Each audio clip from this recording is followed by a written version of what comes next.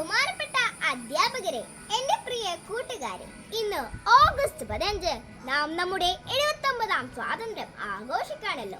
അപ്പോൾ എല്ലാവർക്കും എന്റെ സ്വാതന്ത്ര്യാശംസകൾ നേരുന്നു. 1947 നിന്നും 2025 എത്തിയപ്പോൾ ഇന്ത്യ പടവൾ ചവിട്ടി കയറുകയാണ്.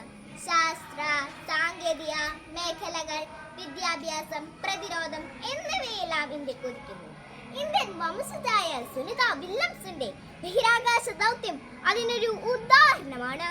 എന്നാൽ ഇന്ന് കൊലപാതകവും സ്ത്രീപീഡനവും സ്ത്രീധന മരണങ്ങളും ഇപ്പോൾ ഒരു തുടർക്കഥയായി മാറിക്കൊണ്ടിരിക്കുന്നു.